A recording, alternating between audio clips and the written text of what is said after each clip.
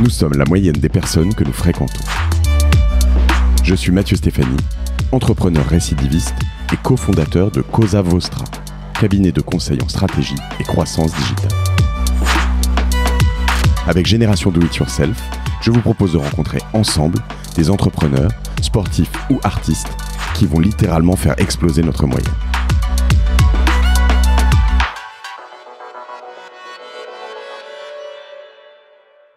Je suis aujourd'hui ravi de recevoir Akram Benallal. Akram, chef Akram, je ne sais pas comment on te présente. Salut Akram. Bonjour Mathieu. Chef Akram, j'aime bien Chef Akram. Ah, t'aimes bien. Ouais. Juste Akram, ça ira. C'est vrai. Non, mais évidemment, il y a ce côté un peu ce fantasme autour de la cuisine et de tout ça. Donc toi, tu es chef cuisinier. Absolument. Entrepreneur. Oui. Jeune homme, parisien. Oui, parisien. Enfin, j'ai grandi à Tours, dans l'Indre-et-Loire. D'accord. Exactement. Et je suis arrivé à Paris en 2000. Enfin, j'étais venu à Paris à l'époque pour travailler dans certaines grandes maisons. Et ensuite, mais là où je grandis, c'est Tours. D'accord. En Indre-et-Loire. Et donc, tu as un parcours assez rocambolesque, je crois, quand même. Pas mal de voyages, d'ouverture, potentiellement de fermeture. Voilà. Aujourd'hui, tu as eu 1 étoile, je crois. Oui, absolument. J'avais 2 étoiles rue Lauriston. Oui. Par la suite, nous avons déménagé donc le restaurant qui était rue Lauriston.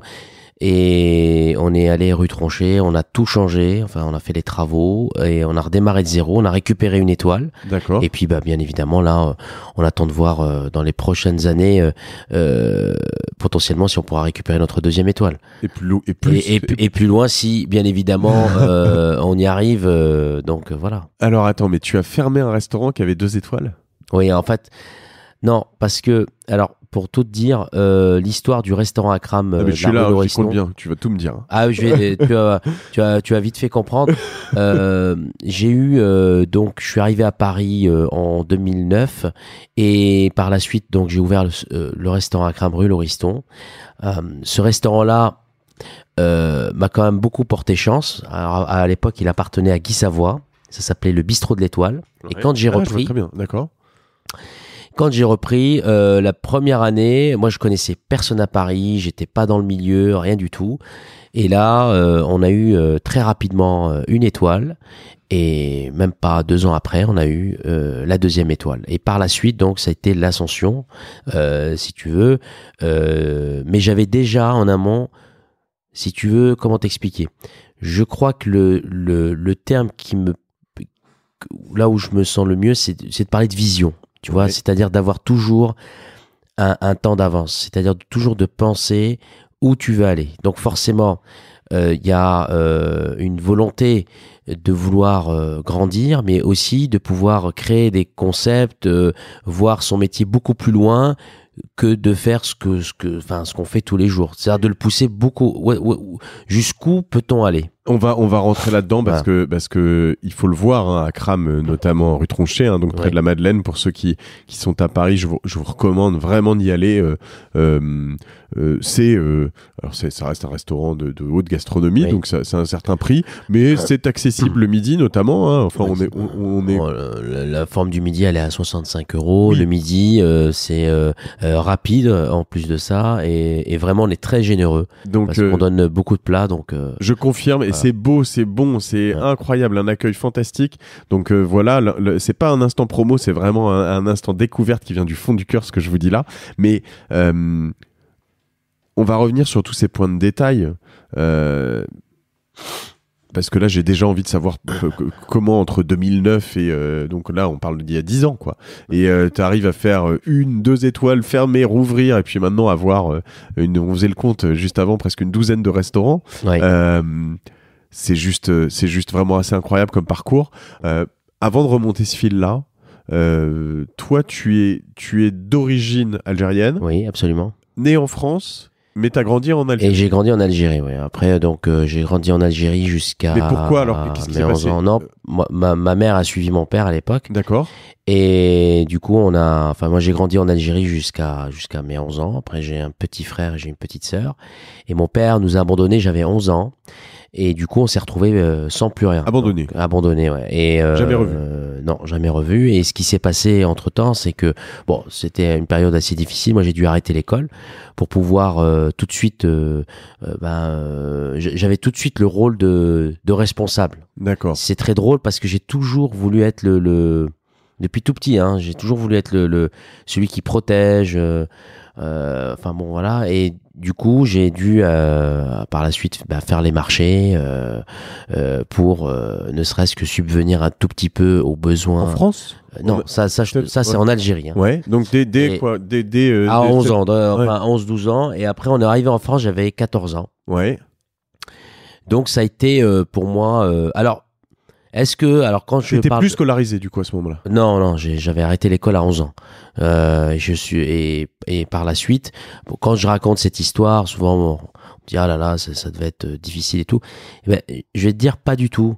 Je crois vraiment que ça a été pour moi mes plus belles années parce que dans ces moments en fait les plus difficiles, c'est là où on est plus soudés en fait. Et c'est là que j'ai vraiment appris que finalement la vie n'était pas en gros, c'est pas un long fleuve tranquille. Hein, il y a quand même, on passe par plusieurs stades, plusieurs schémas dans sa vie, et c'est les capacités à savoir prendre toute expérience pour la nourrir et pour grandir avec cette expérience.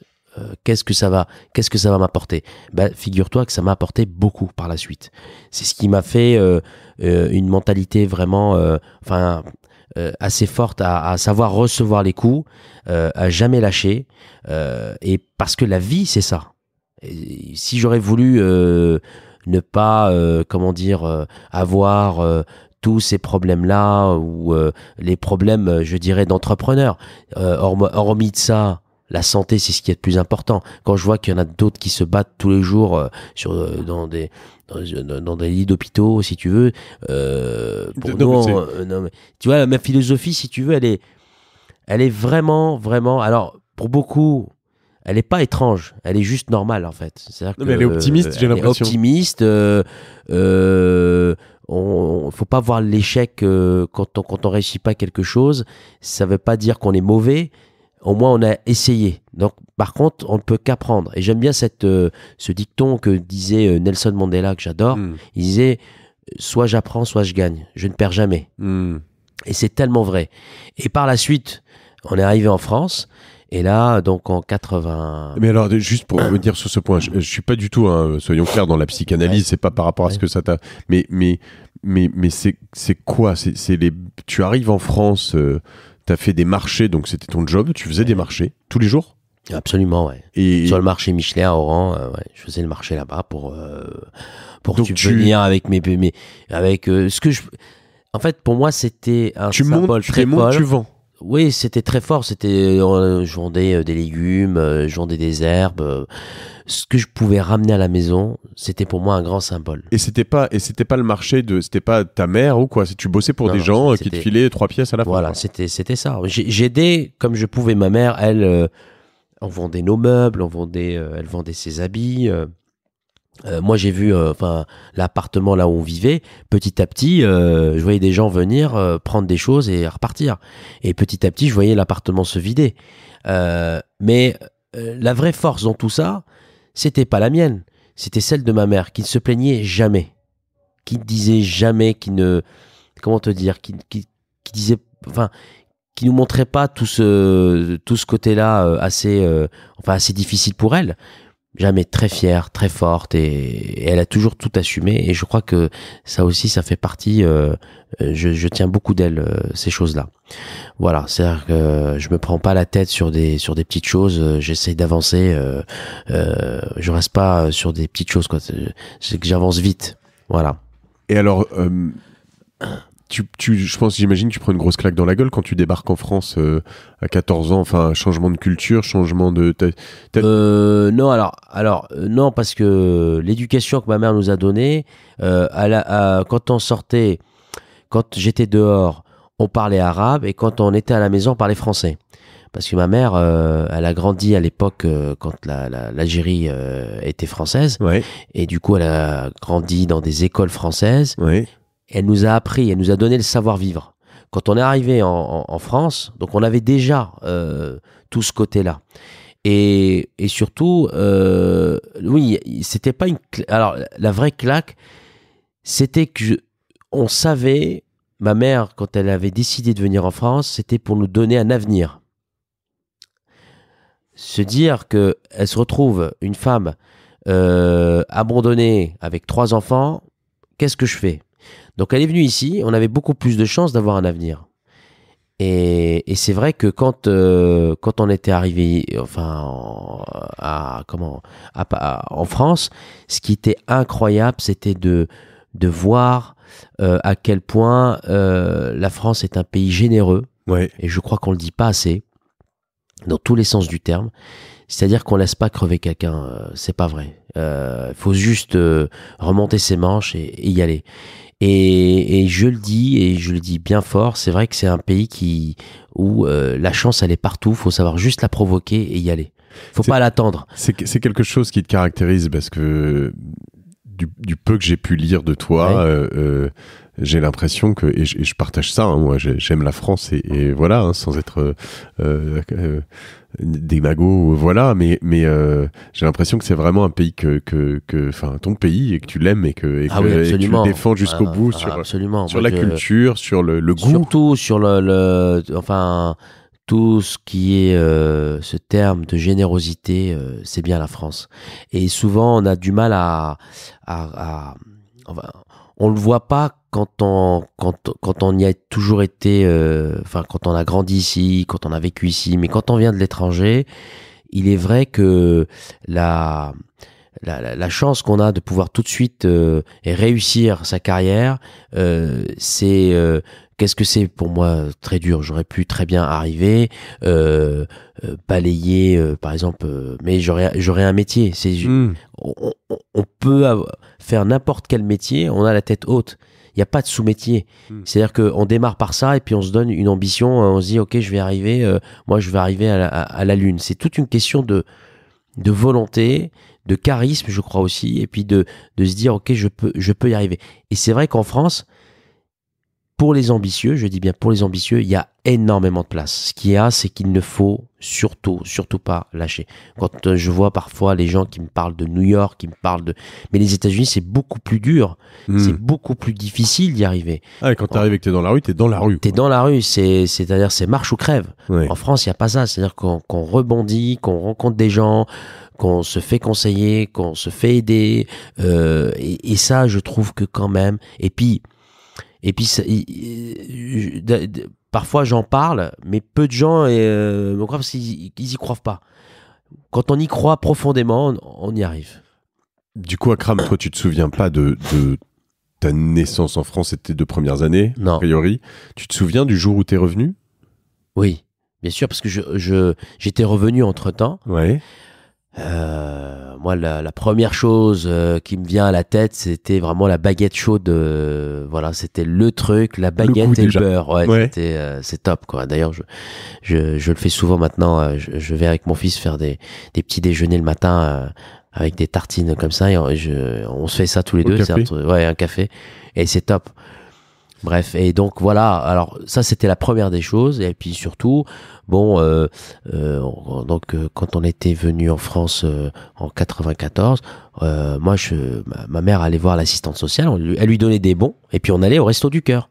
Mais moi je trouvais ça, c'est génial, c'est énorme, on vous donne de la nourriture, mais on voit ça où?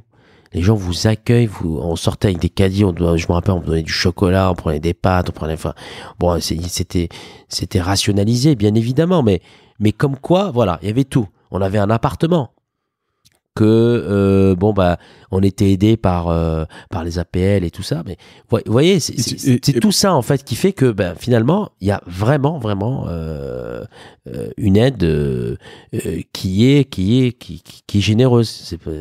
C'est pas marrant, je sais pas si c'est le bon terme, mais c'est intéressant la manière dont tu présentes ça, parce que certaines personnes en ont honte d'être passé par là ou d'être passé par les Restos du Cœur et toi tu trouves ça fantastique? Mais non, mais pas du tout. Au contraire, je trouve que c'est la plus belle action qui existe aujourd'hui, passer par les Restos du Cœur. Et alors, c'est quoi c'est pas un échec de vie. Au contraire. Non, au contraire, moi ça m'arrive des fois, ça m'arrive, bon, je le dis à personne, mais ça m'arrive souvent d'être bénévole et d'y aller. Pour moi, c'est un symbole très fort parce qu'il n'y a pas de honte. Au contraire, il n'y a pas de honte. C'est pas parce que on démarre tous. Après, c'est sûr, on démarre. C'est-à-dire que c'est un moyen de pouvoir y arriver. On démarre par ça, puis après, on se dit, ok, j'ai démarré par les Restos du Cœur, maintenant je vais aller plus haut. Après, il y a bien évidemment, dans des carrières de vie, il y a des personnes qui perdent tout à un âge beaucoup plus âgé, ils n'arrivent pas à rebondir. Voilà, donc ils ne laissent pas à la rue. Et ça, pour moi, c'est pour ça que je prône vraiment les Restos du Cœur. Je trouve que c'est pour moi la plus belle association française qui existe aujourd'hui pour les personnes qui n'ont pas à se nourrir. Je trouve qu'il y a trop d'associations, mais la vraie qui et d'ailleurs, je lisais des articles qu'aujourd'hui, en fait, les gens donnent moins au Resto du Cœur. Je trouve ça pas normal. Je trouve qu'il faut être vraiment généreux parce que c'est vraiment une association qui a du sens et qui laisse pas les personnes sans se nourrir. Évidemment, il y en a plein d'autres qui sont bien, mais en effet, ton message est passé et j'invite tout le monde à donner au Resto du Cœur au passage. Donc tu arrives à 14 ans à Tours. Pourquoi Tours? Alors, parce qu'on avait de la famille qui était déjà installée là-bas, qui connaissait, et du coup on s'est retrouvés à Tours. Et là, tu es obligatoirement scolarisé, du coup, en France. Hein. T'as pas le choix. Ouais. J'étais scolarisé, mais j'ai vite fait abandonner. C'est quoi l'histoire? T'arrives dans un collège ou un truc comme ça? Alors, la première chose, c'est que j'arrive dans un collège. J'avais pas de bulletin scolaire, donc ça a été très difficile. Par la suite, donc j'en ai parlé. Tu savais écrire, compter, lire? Oui, bien sûr. Ouais.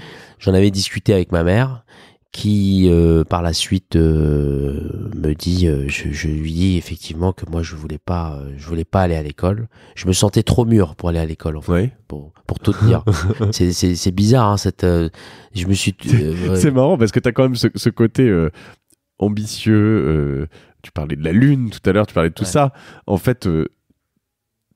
T'aurais pu arriver aussi à te sentir écrasé et te dire merde, je suis minable, ils sont tous voilà. Là tu t'étais plutôt dans une approche inverse, te dire non mais je suis oui, parce que j'étais habitué à ça, j'étais habitué à en fait mais non, mais quand on est dans mais c'est un état d'esprit, c'est un état d'esprit, bien sûr. Tout de suite on nous apprend à être un homme, tu sais, c'est le texte de Kipling, c'est exactement ça, hein. Donc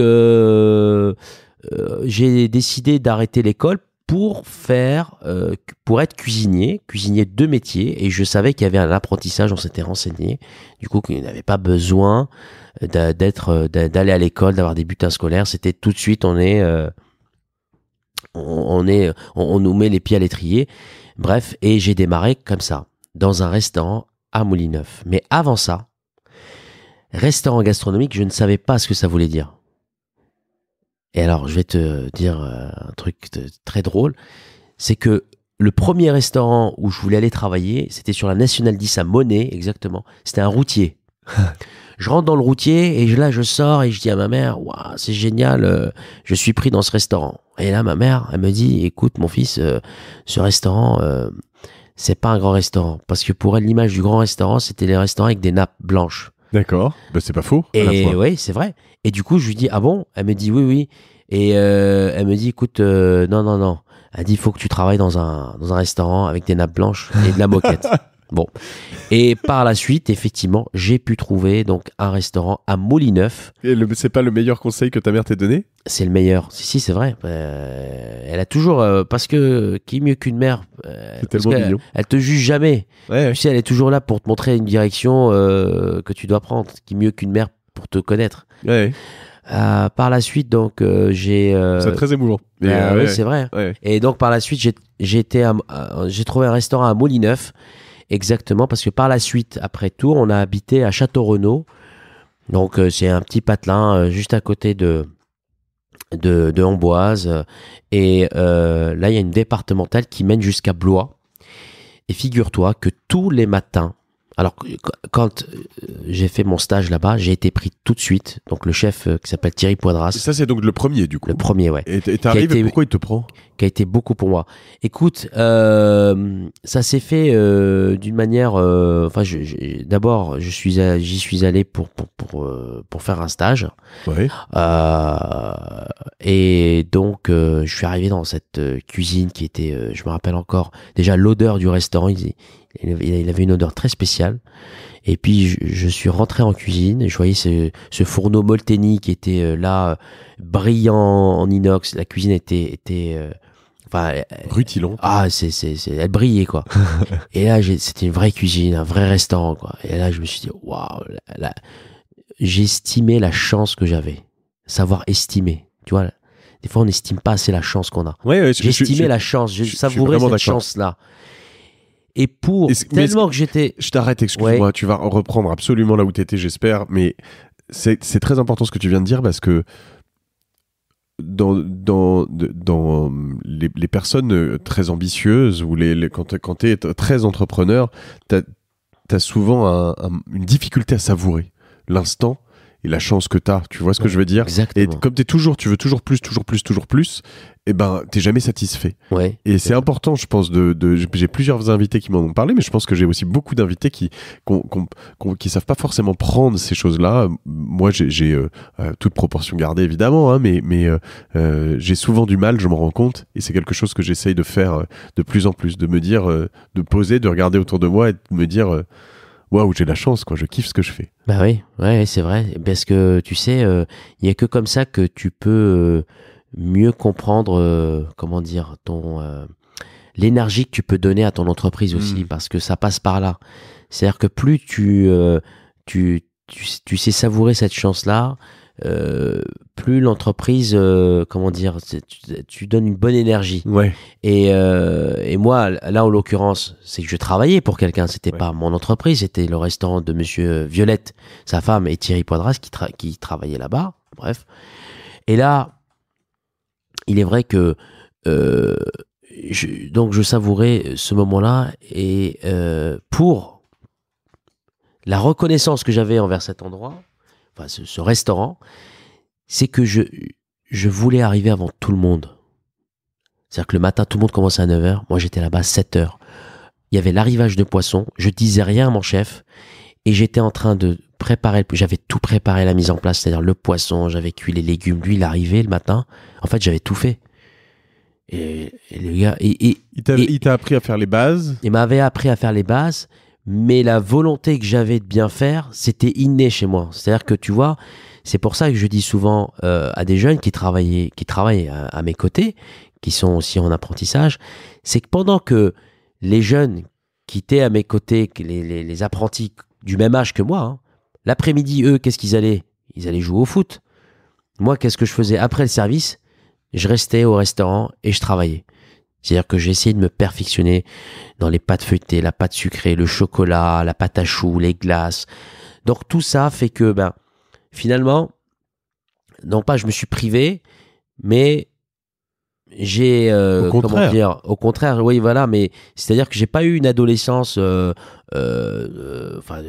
mec typique, normal, typique, du gars qui va jouer au foot. T'avais des potes quand même, du coup? Même pas, j'avais des amis, mais voilà, j'avais l'escoffier et j'allais donc apprendre ça. Et puis surtout, c'est que moi le matin, j'allais en stop travailler. Certains matins, j'allais en stop de Château-Renaud, donc je me levais, il était 6h, je faisais 3 km à pied pour arriver sur cette départementale, la 177, pour faire du stop jusqu'à Molinneuf. Voilà. Et à un moment, il y a 40 minutes de route, hein, donc c'est pas la porte à côté. Au bout d'un moment, tu avais des gens qui te prenaient tous les jours quand même?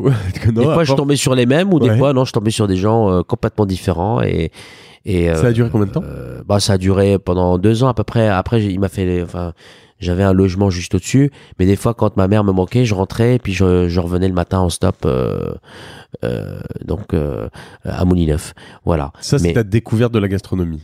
C'était ça. Mais tu sais, au-delà de ça, j'aurais juste dire une chose t'en prie. sur cette période-là qui était pour moi hyper importante, c'est que les 3 premiers mois, le mec très déterminé, et je sais pas pourquoi, il y a un matin, je me suis levé, j'étais chez ma mère, genre, j'ai eu une grosse angoisse, je voulais plus y aller. Je me suis dit, laisse tomber, j'arriverai pas en fait. J'ai eu un coup de blues. Je te parle de ça, j'avais 14 ans et demi, 15 ans, ouais. Et parce que ça me semblait très très dur pour arriver. Je m'étais fixé un objectif, je me suis dit, oh, ça va être compliqué, ça va être très dur. Donc le midi, je ne suis pas allé. Et ma mère qui essayait de me dire, il faut y aller. Le matin, elle se lève, elle voit que je suis encore dans mon lit à 10h. Grosse panique. Elle a dit, qu'est-ce qu'on va faire et tout, ça va pas, c'est pas sérieux. Enfin, je dis, écoute, j'arrive pas. Et donc, mon chef a appelé chez moi à la maison. C'est ma mère qui a répondu. Elle lui a expliqué que je voulais plus y aller. Et moi, j'ai pas voulu lui répondre au téléphone. Je me suis complètement dégonflé. Donc, il a fini le service à midi. Il a fait les 40 km. Il est venu chez moi à la maison à 15h. Et il est venu. Moi, je me suis caché. Il est venu. Il voulait me parler. Je suis descendu et il m'a parlé. Il m'a dit, écoute, Akram, t'as du talent. Il faut que tu continues dans ce métier. Tu as tout pour réussir. Ne gâche pas ça. Son nom, c'était Thierry Poidras. Thierry Poidras.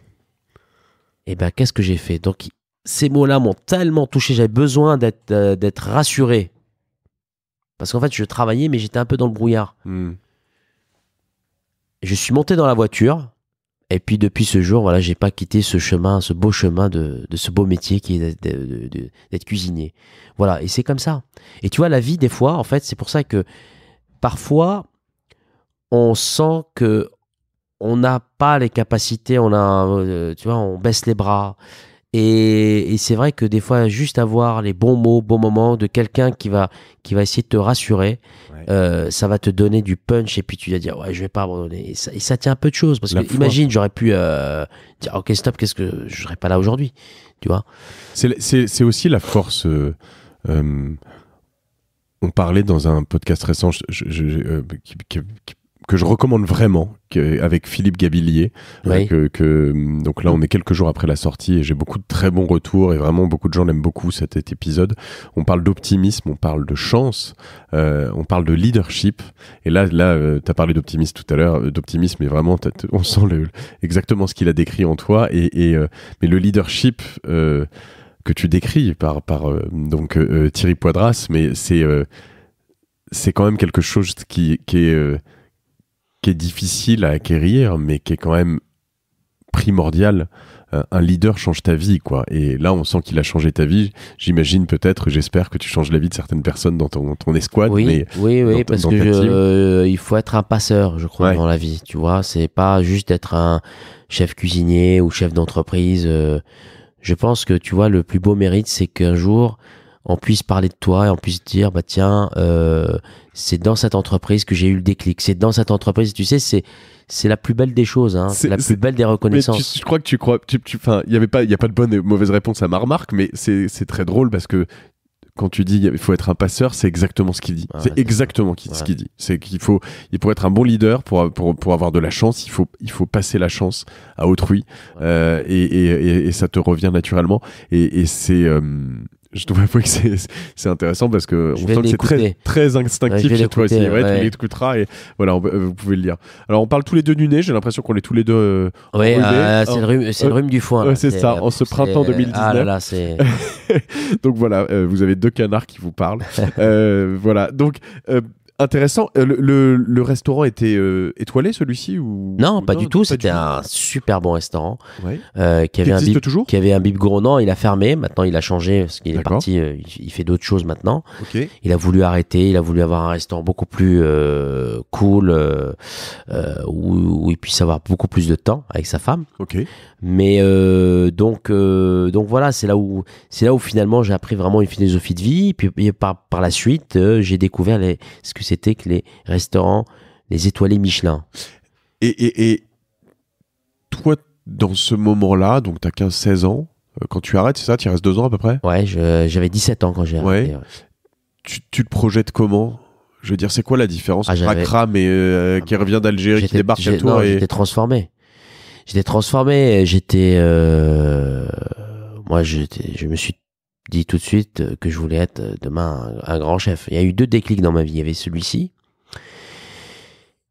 Il y a eu ensuite le passage chez Pierre Gagnère. Ouais. La cuisine de signature, la cuisine... c'est pas n'importe qui, Pierre pour moi, Gagnère, hein. Pierre Gagnère, oui, c'est ce que j'avais toujours dit. Il y a Pierre, puis il y a les autres. Donc, pourquoi je dis ça? Parce que c'était ça pour moi. Vraiment, hein, j'ai eu un choc émotionnel. Je me souviens encore du plat qu'il m'avait fait goûter. J'ai eu de l'électricité un peu, tu vois, le truc un peu, tu sais, où tu te sens, oh là là, il y a une émotion comme si quelque chose t'as jamais goûté et ça t'a fait des choses, tu vois. Et c'est là où je me suis dit, en fait, c'est ça que je veux être. Et avant ça, avant Pierre Gagnère, dans un tout autre contexte, je regardais à l'époque Capital. Ouais. Et j'avais vu Alain Ducasse sur un avion entre Paris et New York, dans le Concorde, en train de déguster du caviar, avec sa valise, en train de faire de montrer ses ouvertures un peu partout dans le monde, son empire et tout ça. Et j'ai trouvé que ce mec-là, c'était pareil, il m'avait fait un déclic aussi, tu vois. Et en fait, je me suis dit, j'aimerais avoir les deux. Tu vois, dans mon parcours, en fait, c'est d'avoir du talent, d'avoir une cuisine vraiment de signature. Et l'autre côté, c'est-à-dire que de donner de la valeur à son travail. Ouais. Et ça, je l'avais déjà à l'époque. J'essayais de le mixer dans ma tête. C'était pas facile parce que je me suis dit comment faire pour être entre les deux. C'est très difficile. Et par la suite, quand j'ai travaillé chez Ferran Adrià au restaurant El Bulli en Espagne. Ok. C'était pour moi aussi. Oui, un des. Alors là, ce que j'ai appris. C'était considéré comme le meilleur restaurant du monde à un moment. Meilleur restaurant du monde. Ouais. Mais ce qui était bien, c'est que El Bulli, surtout ce qui était très très très super, il était très fédérateur. C'était un peu comme un gourou, tu vois. Il avait, on était 40 cuisiniers, ils étaient 40 en salle, on était 80 pour servir 35 à 40 couverts tous les soirs. Et il y avait des stagiaires du monde entier qui venaient. Et puis tu sais, on était tellement, on bossait tous les jours. On n'avait pas de jour de congé, mais on était tellement entre nous que lui, il était tous les jours là, puis il faisait beaucoup de briefings le midi, il nous expliquait, il nous disait des choses, qu'au final, il avait raison. Tu vois, au départ, quand j'ai vu l'azote liquide, c'était chez lui, je voyais des choses fumées comme ça, et il nous expliquait, il nous disait, vous savez, aujourd'hui, voilà, ce seau d'azote liquide, vous êtes tous là à vous émerveiller devant. Vous verrez que dans une semaine, quand on vous dira de l'azote liquide, ça vous fera comme si vous allez chercher de l'eau dans un robinet. Et en fait, c'est vrai, parce que tu changes après. Mais c'est quoi un briefing quotidien sur un... Je veux dire, c'est pareil, il faut être inspiré, il faut être... je veux dire, tu fais ça, toi, aujourd'hui, par exemple ? Ah oui, moi, je le fais souvent. Je le fais souvent parce que je pense que les briefings, et c'est ce que j'essaie de déléguer aussi à mes directeurs, les briefings, c'est hyper important. Ouais. C'est pour motiver justement ces équipes, leur dire que c'est très bien aussi, ce qu'ils font, c'est super. Leur dire quand ça va pas aussi, que quand il y a des problèmes parfois, parce que nous, on est tellement... Nous, l'erreur humaine, elle est partout. On peut faire tomber un verre maladroitement. On peut, par exemple, je sais pas, t'as ta serviette qui tombe par terre. Bon, on l'a pas vu, on l'a pas récupéré. Enfin, il y a plein de petits détails comme ça que le client ne voit pas forcément, mais que moi, je vois. Et ça, ce que je disais toujours, moi, je vois ce que eux ne voient pas. C'est-à-dire que j'ai un regard différent.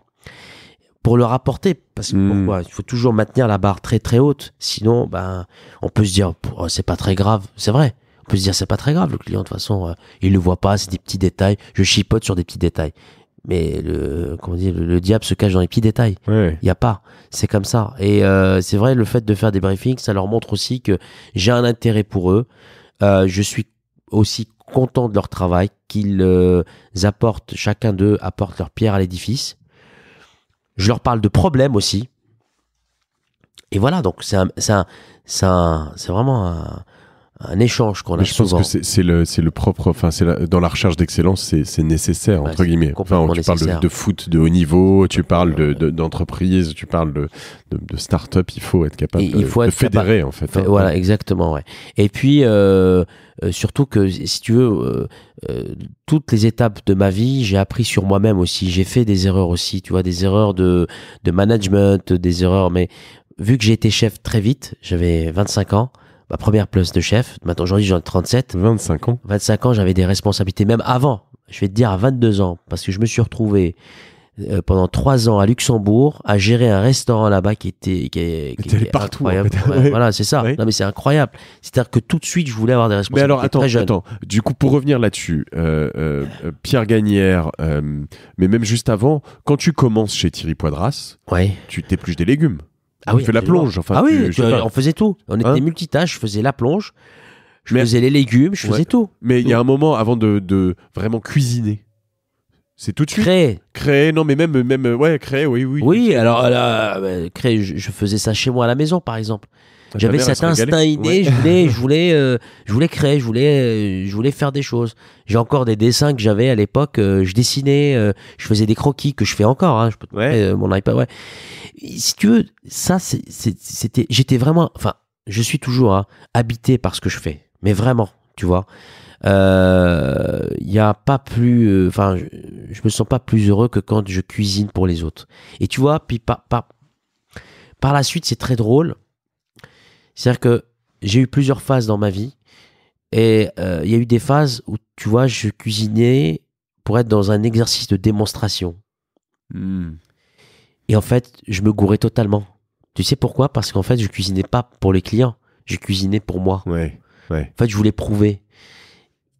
Et je me plantais complètement parce que j'étais complètement à côté de la plaque. C'était pas ça qu'il fallait faire. C'est la difficulté d'aller aussi vite, c'est qu'il y a un moment, c'est toutes les craintes que tu peux avoir sur des stars comme Mbappé ou des gens comme ça qui sont des gens qui explosent très tôt où tu dis mais comment il va garder les pieds sur terre, quoi. Exactement. Et ben la chance que j'ai eue, c'est que moi je suis en contact direct avec les clients.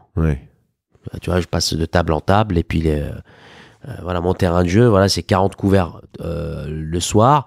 Donc quand tu passes devant un client, tu viens manger par exemple un soir, puis tu me dis tiens, oui, bonjour chef, bon ça j'ai pas trop compris, ça j'ai pas aimé. Donc il fallait que j'encaisse ces choses-là. Mais j'en ai fait une vraie arme parce que je me suis dit en fait, tout est là, la vérité elle est là parce que le seul et vrai juge, ça reste quand même le client. Tu sais que c'est quelque chose alors que toi, tu as peut-être toujours vécu, ou en tout cas, à partir d'un moment où tu as été chef et où tu vas voir les gens, pour moi, c'est quelque chose d'assez nouveau d'avoir un boulot public. Dans le sens, enfin, une partie de mon boulot, qui est ce podcast, jusqu'à pendant presque 15-20 ans de travail, moi, les seules personnes qui jugeaient mon travail étaient mes clients, en fait. Tu vois. Donc, c'est pas public, c'est entre quatre yeux, dans une salle de réunion, avec peut-être de temps en temps des clients qui te mettent la pression, des gros clients, des beaux noms, mais c'est pas public. Et aujourd'hui, la pression que tu as là-dessus, je la découvre un petit peu, et c'est vrai que c'est traumatisant quand même d'avoir quelqu'un qui dit ouais, ce truc c'était pas terrible, franchement, en plus c'était moche, non? Bah c'est ça, c'est exactement ça, mais il faut savoir l'écouter. Au contraire, je pense que c'est plus nous aider parce que alors souvent bon après quand il y a des critiques qui sont pas constructives, faut zapper. Mais quand souvent, tu te fais défoncer dans une critique, ça t'arrive, j'imagine, ou ça t'est arrivé? Oui, alors attention parce que nous alors ça c'est encore enfin je dirais que c'est un autre débat. Notre métier est vraiment difficile parce que tout le monde peut juger et critiquer. Aujourd'hui, je vois qu'il y a une explosion de personnes qui effectivement jugent, créent des blogs sur Instagram et compagnie. Enfin, je pense que les vrais juges, tu sais, c'est qui? C'est ceux qui sont midi et soir au restaurant. Midi et soir. Et souvent, j'ai remarqué, c'est une thèse, souvent, ce que j'ai pu voir, ceux qui ont un palais éduqué, c'est souvent les clients qui sont notaires, qui sont avocats, qui sont médecins, qui sont, tu vois, qui sont écrivains. Ils ont un un palais précis. Et vraiment, hein, ils sont journalistes, tu vois. Culinaires, parce qu'ils ont vraiment un palais, tu vois. Et je le vois tout de suite. Tu sais, aujourd'hui, pas plus cliché. T'es devenu sélectif. Si tu veux, Akram, attention, hein, tu dis, t'es devenu sélectif. C'est pas que je suis devenu sélectif, non, mais c'est que parfois, par exemple, j'invite un journaliste critique gastronomique, j'invite mais qui ont un âge 60, 65, tu vois, mature, parce que c'est ça qui m'intéresse. Oui, parce qu'ils sont dans la vérité. Comparaison aussi. Et j'ai extrêmement évolué. Ma cuisine a extrêmement évolué grâce à eux. D'accord.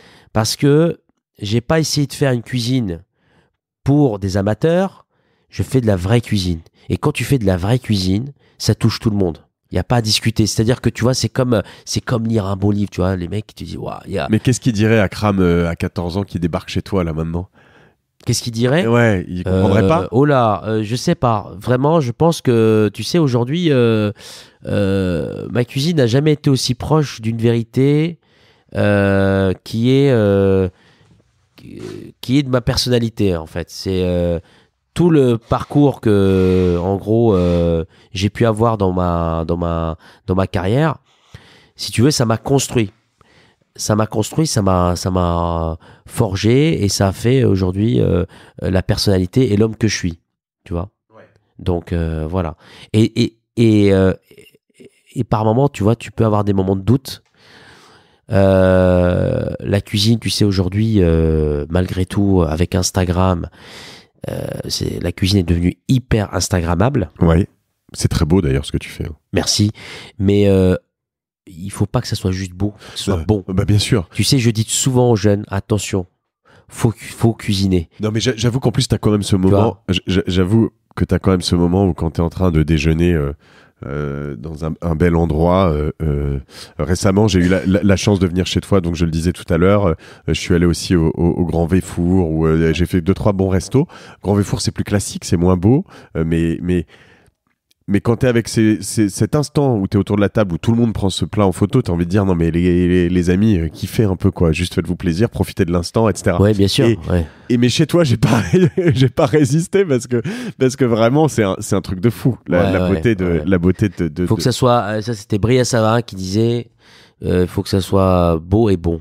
Pour qu'un plat soit bon, faut qu'il soit beau aussi. C'est les deux. Mais c'est pour ça que j'en parle souvent, tu sais, la cuisine, elle a beaucoup changé. Il faut faire attention aux influences aussi, de pas se faire influencer, avoir sa propre identité. C'est hyper compliqué, tu vois, c'est très très très complexe. Souvent, on veut être dans la mode. Aujourd'hui, on est dans le lifestyle. Donc, mais je crois pas. Il faut rester. Tu sais, il y a toujours une limite, une ligne rouge. Si tu restes là-dedans, tu vas gagner le marathon. Sinon, tu ne feras que gagner le sprint. Ouais. Et par la suite, c'est-à-dire que ce que je voulais dire, c'est dans mon parcours, si tu veux, quand j'étais entre les deux, je me disais, il y avait Gagnère, Ducasse. Maintenant, bon, Ducasse, c'est un ami. J'ai jamais travaillé pour lui, mais on est très proches tous les deux. C'est vrai. J'ai beaucoup d'admiration pour lui, comme lui il en a pour moi. Enfin, on est tu vraiment. Tu as écrit un livre hein, d'ailleurs qui est édité par par Ducasse, qui a été écrit qui a été édité par lui. J'ai jamais travaillé pour lui, mais il m'apporte beaucoup. Je lui dis aussi. Faire venir ici alors. Ah oui, bah écoute, avec plaisir. Ah bah alors. Ouais, pourquoi pas. Je te prends mot. Ouais. Et si tu veux, c'est quelqu'un quand je passe du temps avec lui, j'apprends aussi parce que. Tu vois, il a pu faire beaucoup d'erreurs. Il est passé par plein de chemins. Il a dû se battre beaucoup pour pouvoir faire sa place. C'est pas tous les jours facile, c'est vrai. Mais là où je suis très très fan et je trouve que il a tout fait avant tout le monde. Tu vois, le fait d'avoir par exemple faire de la réinsertion de femmes de quartier, c'était le premier il y a 10 ans. Et encore aujourd'hui, c'était le premier à avoir des femmes dans tous ces restaurants qui venaient de cité. Il leur a donné un emploi, un diplôme, il a une école à Manille pour des enfants de la rue, mais tout ça il en parle jamais, tu vois. Mais ça c'est quelqu'un qui a une vraie admiration pour ses salariés. C'est-à-dire que c'est quelqu'un qui n'est pas que pour avoir que des restaurants, c'est se dire, voilà, on emploie tant de personnes. Tu vois, après, tu te dis, je fais du bien. Ouais. Je pense que c'est ça aussi. Mais c'est intéressant parce que c'est un type qui est, ouais, donc tu le dis, très inclusif avec son équipe et qui est très... Alors, art, cuisine, goût, quelqu'un d'extraordinaire, un talent monstrueux et à la fois très business aussi. Je veux dire, moi, la première fois que j'ai dîné dans un Ducasse, c'était à Las Vegas, quoi. Ouais.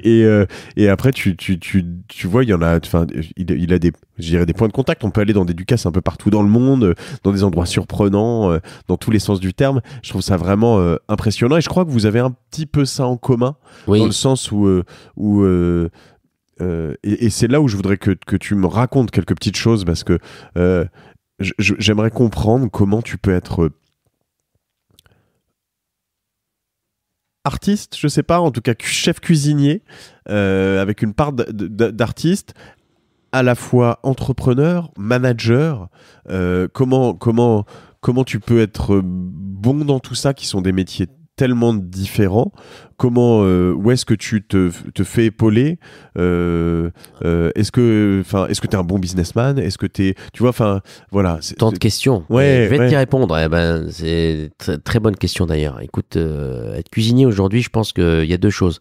Soit tu décides d'être que dans ta cuisine, dans ton restaurant, faire tu vois, midi et soir ton restaurant, mais aujourd'hui tu sais, l'époque a changé, elle a beaucoup changé. Il y a une concurrence qui aujourd'hui, et ça je l'ai dit il y a 5 ans, elle n'est plus nationale, elle est internationale. C'est-à-dire qu'on va comparer ton restaurant à un autre restaurant à New York, un restaurant à Londres, un restaurant à LA, à Miami, enfin bon, voilà. Donc c'est-à-dire que le champ de comparaison, il a explosé. Ouais. À l'époque, tu avais que la France, qui était un pays où tu avais les plus belles tables du monde. Et elle y est encore. Sauf qu'aujourd'hui, et ça je le dis, il n'y a pas qu'en France où tu manges super bien. Ah oui, bien sûr, parce que à chaque fois quand tu vas, je te parle des capitales, hein. Et à l'époque en France, c'était, les gens partaient de Paris, faisaient les routes, tu sais, ils descendaient à Bordeaux, faisaient Bordeaux, Lyon, voilà. Et donc tous ces villes-là, si tu veux, il y avait toujours des étapes, des tables, des auberges, ouais, qui par la suite, c'est devenu des très grands restaurants qui ont eu 3 étoiles, bon voilà. Et ces restaurants-là n'étaient que nationales. La concurrence a été que nationale, ouais, tu vois. Après, il y a un engouement aujourd'hui dans la planète sur le food, ouais, qui est incroyable. Oui, et puis tu en parles là, c'est-à-dire que tu dis même des capitales, mais en fait, tu vas à Chicago, tu vas à Saint-Louis dans le Missouri, tu vas à Bakou, ouais, tu vas trouver un Akram, c'est ce que tu disais tout à l'heure. Mais alors attends, parce que pourquoi je te parle de ça ? Parce que c'est une vraie force économique pour un pays. Ouais. Les gens aujourd'hui, quand ils voyagent dans une capitale, ils veulent d'abord avoir la sécurité. Et la première chose qu'ils te disent, c'est on mange bien. Ouais. Là, quand tu dis on mange super, on ne parle même plus d'hôtel, on va te dire on mange bien.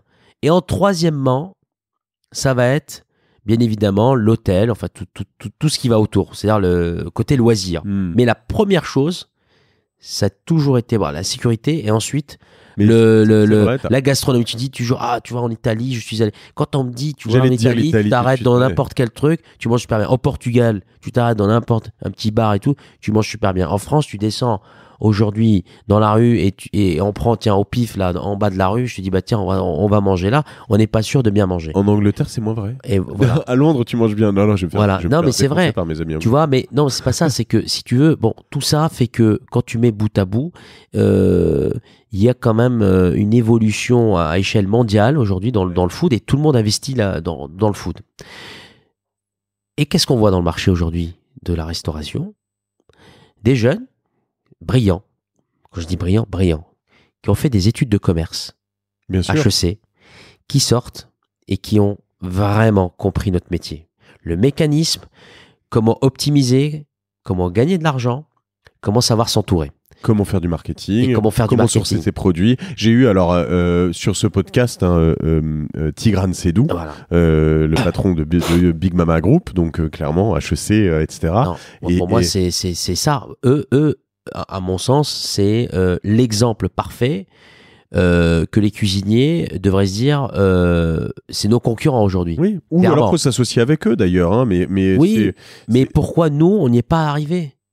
C'est ça le problème. C'est-à-dire que nous, en fait, cuisinier Lucas, tel- s'il y arrive, il y en a qui y arrivent. Tout oui, le monde il y en a peut qui, pas. oui, mais qui arrivent, mais pas dans le même. Eux, ils ont compris la mécanique, si tu veux. Ils ont fait des études d'abord, parce que les études de commerce, c'est qu'on t'apprend à compter. On t'apprend à créer et à dire, ok, ce verre-là, je sais comment lui donner de la valeur. Nous, notre Mhm. métier, en fait, on cuisine, on est des vrais artisans, Oui. mais on voit pas les choses beaucoup plus grands.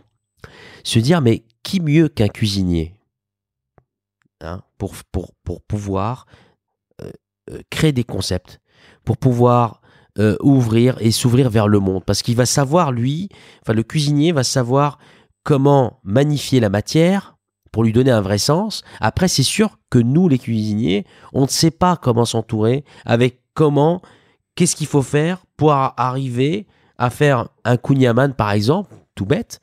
Comment savoir le marketer, le développer, tu vois, et surtout, eux, ce qu'ils savent faire, c'est que moi, quand j'ouvre un restaurant, si tu veux, je vais à la banque, j'ouvre un restaurant, ou je me débrouille, j'ouvre un restaurant, j'ouvre mon tiroir caisse, et ben t'as 0 francs dans le tiroir caisse. Hein. Moi, chaque restaurant que j'ai ouvert, c'était comme ça. Oui. Alors, je t'explique, aujourd'hui, je le ferai plus.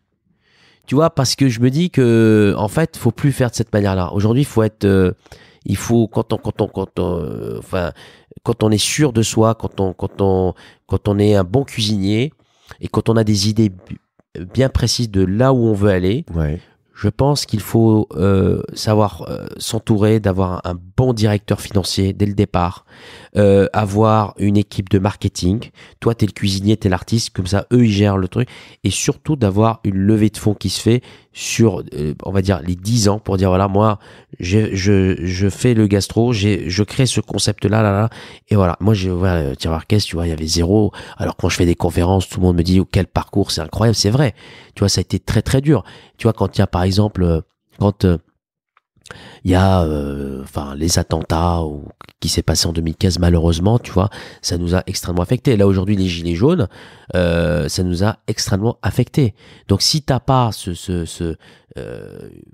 des reins assez solides, tu peux déposer le bilan. C'est vrai. Alors, Bon. pour rebondir sur tout ce que tu dis, vous avez aussi plein de forces, notamment la passion de la cuisine, notamment des choses que tu sais bien défendre, qui sont Le terroir, le produit, tout ça, mais justement. Exactement, et l'innovation là-dessus. Enfin, je veux dire, les concepts marketing, c'est pas aussi simple. Je veux dire, quand tu as fait une école de commerce, tu peux pas faire tout ce que tu fais toi, parce que toi, tu as 10 ans, 15 ans, 20 ans de métier. Donc, aujourd'hui, tu as tes partis pris, ils sont assez clairs. Je trouve ce qui est intéressant, c'est que à la fois, tu intègres tout ça, le business, les réseaux sociaux, tu es moderne dans ton approche, tu es capable de te relancer, de faire un certain nombre de choses, et à la fois, t'es pas dans le creux de la vague, dans le sens où tu suis pas le mouvement. On a l'impression quand même, alors excuse-moi, hein, peut-être un peu de flagornerie, mais je suis pas là pour te flatter, mais que tu le précèdes quand même. En tout cas, t'es pas dans un moment où t'es complètement dans la tendance, tu vois. Mais non, pas du tout, je garde les pieds sur terre. Mais tu vois, moi, le dialogue que j'ai souvent sur justement les cuisiniers qui collaborent, mes amis, tout ça, qui travaillent à mes côtés, ouais. Je leur explique tout ça. C'est-à-dire que aujourd'hui, Je fais signe à Akram de parler dans le micro. aujourd'hui, si tu veux, à mon sens, je pense que il faut savoir valoriser son travail. Tu vois, valoriser. Pour moi, c'est ça. Et valoriser, c'est de dire, j'ai vu tellement de grands restaurants tous les ans galérer. C'est pas normal. C'est pas normal, si tu veux. Pourquoi c'est pas normal? Parce que ceux qui devraient, au contraire, quand quelqu'un fait l'artisanat du diamant, par exemple, Ouais. quand on fait des bijoux, le diamant et tout ça, ils ont su donner de la valorisation. Les sacs à main. Tu vois, les grosses marques et tout ça, ont su donner de la valeur à l'artisanat à échelle mondiale. Nous, les cuisiniers, si tu veux, c'est en train d'arriver, hein, c'est en train d'arriver, mais le marché n'a pas été pris par les cuisiniers. Il a été pris justement par des investisseurs qui ont su bien s'entourer. Et qu'est-ce qu'ils prennent? Ils prennent les cuisiniers comme consultants. Ouais. Alors que l'idée même, et ça c'est des amis à moi, hein, qui disent, tu te rends compte, ils ont fait ça. Je dis, mais t'aurais pas pu l'idée, ouais, mais je savais pas comment faire. Mais Oui, c'est ça le problème, c'est qu'ils n'ont pas le chemin pour aller faire ça. L'idée, c'est se faire accompagner. Exactement. Et alors, d'ailleurs, je précise parce que je sais pas quelle est votre relation, mais ce podcast est notamment rendu possible grâce à Olivier Goy, que j'ai invité sur ce podcast, qui est pareil, excusez-moi pour cette auto-promo, mais un très bon épisode si vous l'avez pas entendu, et quelqu'un avec qui j'ai noué des liens. J'ai noué des liens et je suis quelqu'un de très humain, une très belle personne, Olivier. Je suis sûr que tu vas nous écouter, donc voilà, je t'embrasse. Et moi aussi. Voilà. Et vous avez une relation un peu particulière, hein, absolument. Je crois. Ouais. Alors tu sais, Olivier, pareil, ça a été l'une de mes plus belles rencontres, vraiment, parce que il arrive au bon moment. Aujourd'hui, c'est mon associé, au bon moment de ma structuration d'entreprise et d'arriver à enfin que ma vision que j'avais toujours eue dans ma tête, si tu veux, qu'elle puisse y arriver. Ouais. Et pourquoi je te parle de ça? Parce que, si tu veux, j'ai fait pas mal d'erreurs avant où j'ai grandi, mais sans me structurer à la base, tu vois. Ouais. Et ça a été aussi une belle leçon de vie, tu vois, parce que c'est pour ça que aujourd'hui, je sais la mécanique qu'il faut. Si tu veux, j'ai essayé pas mal de choses. J'ai fait ma petite tambouille, si tu veux, cette cuisine-là, pour comprendre comment fallait faire. Aujourd'hui, je sais ce qu'il fallait que je fasse avant, mais ce qu'il faut que je fasse aujourd'hui pour arriver à là où je veux aller. Et ça, c'est hyper. Moi, je sais que j'ai 37 ans et je me dis aujourd'hui, je suis dans un tournant dans ma vie où c'est maintenant, quoi. Parce que j'ai la chance d'avoir un background, tu sais, hyper dur, où j'ai pas mal d'expérience et pas mal appris sur beaucoup de choses. Et je peux te dire qu'aujourd'hui, voilà, on a structuré et Olivier justement va m'aider, à ça, et voilà, et en plus ses conseils sont vraiment, tu vois, hyper importants. Je confirme voilà. que c'est quelqu'un de brillantissime, un des entrepreneurs qui m'a le plus impressionné sur ce podcast. L'essor d'Akram. Vous aurez entendu ça en 2019 sur Génération Do It Yourself. Vous vous en souviendrez quand dans 10 ans, il nous regardera tout là-haut. J'espère. Non. Je resterai toujours les pieds sur terre. J'espère que je pourrai recevoir un bon nombre, justement, de mes auditeurs. de tes auditeurs. Ouais. Mais tout ça pour dire que, tu sais, on fait un métier formidable. Et je tiens à dire quand même que si vous lui dites que vous venez de la part de Génération Do It Yourself, vous aurez le café offert dans la formule. Bon, allez. De toute façon, il est déjà dans la formule. C'est bon, voilà, exactement. Non, mais ce que je veux dire par là, c'est que je regarde avec beaucoup d'intention notre métier, cuisinier, tout ça, et c'est vrai que aujourd'hui, en fait, être que cuisinier ne suffit plus. Tu vois, tu disais plusieurs casquettes. La dernière fois, je faisais une réunion avec mes collègues. Et qui me disaient il faut avoir Instagram, il faut avoir Pinterest, tu te rends compte toute cette multitude de choses qu'il faut avoir aujourd'hui, la casquette qu'il faut avoir, il faut savoir parler anglais, il faut être bon cuisinier, il faut sortir en salle, il faut savoir. Mais tu te rends compte, t'as combien de collaborateurs? T'es entouré, il faut les meilleurs autour de toi, t'as pas le choix. Aujourd'hui, oui. C'est ça. Alors c'est très bien que tu me dises ça, parce que j'ai fait ces erreurs-là aussi à l'époque. J'ai pris des collaborateurs qui n'étaient pas compétents, mais qui n'étaient pas aptes à voir la vision que j'avais. Et au début, je me suis dit, et en fait, non. Non, c'est pas comme ça. Tu t'entoures de bonnes personnes et surtout, faut savoir écouter. Oui. C'est-à-dire que moi, tu vois, je suis quelqu'un qui veut, au contraire, alors je resterai toujours le décisionnaire, si tu veux, mais d'écouter. Mais bien sûr. Et savoir que quand tu es en face de quelqu'un qui t'écoute, tu vois, aujourd'hui, j'ai vraiment un homme très très bien qui est mon directeur de groupe. C'est une personne, tu vois, qui est beaucoup plus âgée, qui a 52 ans, qui est directeur financier, Alexandre Saint-Georges, qui était à l'époque directeur financier du groupe Huawei, qui aussi est venu donc nous rejoindre, et je suis très très content. Mais tu vois, aujourd'hui, quand on décide de faire un projet, Je fais pas comme ça. J'ai allez hop, vas-y, je vais faire un restaurant. Ouais, on y va.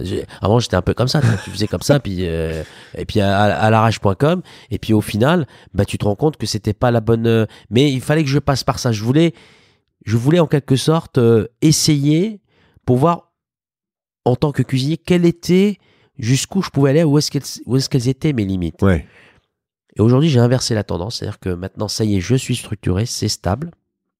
Donc moi, mon but, justement, c'est d'être le créateur, celui qui va faire en sorte que toutes les autres unités puissent fonctionner et qu'il y ait une rotation de cartes et que ça change tout le temps et qu'on soit toujours... Parce que la vraie innovation, c'est pas dans le nombre de restaurants que j'ouvre, c'est dans l'assiette.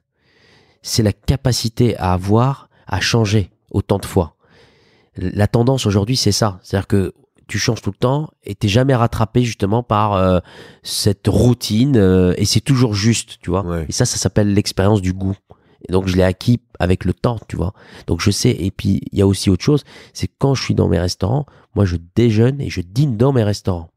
Et je prends plaisir, par exemple, si tu vois, tu Donc es au restaurant. avant le service, pendant Non, pendant le service. Ouais. Et je prends plaisir, par exemple, si demain, par exemple, on se connaît pas, je te vois déjeuner ou dîner dans le restaurant. Et là, j'observe chaque client, comment ils dégustent, comment ils prennent leur couvert. Je suis obsédé par ça, tu vois. Aujourd'hui, pour moi, c'est des laboratoires d'observation. Et j'en fais ma propre opinion. Et du coup, je vois ce que les autres ne voient pas. C'est pour ça que je dis toujours, je sens les choses. Et dans la cuisine, c'est pareil. Tu vois, j'ai fait la dégustation avant-hier de mon restaurant Shirvan, place de l'Alma. On va changer la carte.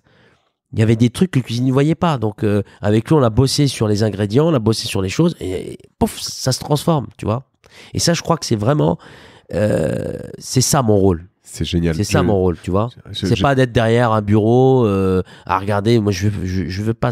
Même, je vais te dire, ça m'angoisse, tu vois. Oui, mais c'est pas mon rôle. C'est chacun son métier. Normalement, son métier. Ton directeur de groupe, il est meilleur que toi pour tout mais ça. J'ai pris meilleur et puis j'ai pris des personnes qui sont là pour me dire les choses. Écoute, Akram, non, ça, ok. Pas de problème. Et j'ai fait un podcast avec Nicolas Paciello, qui est un chef pâtissier, qui est au Prince de Galles. Ah oui. Super épisode. Je crois aussi nous écoutera et je t'embrasse Nicolas aussi parce que c'est quelqu'un avec qui j'ai gardé contact. Je connais aussi. Bonjour Nicolas. Et du coup, il me racontait à quel point c'était dur. Vraiment, on sentait tu sais, ce truc dur de pendant ces années avant de devenir chef. Dans ton parcours comme ça, est-ce que c'est juste parce que ta manière de le vivre, je le ressens pas quand on échange comme ça. Je vais te dire, être chef, c'est le décider. C'est une décision. Mais pour y arriver, les années, la qualification... C'est une décision. Si tu veux être chef à 20 ans, tu peux être chef à 20 ans.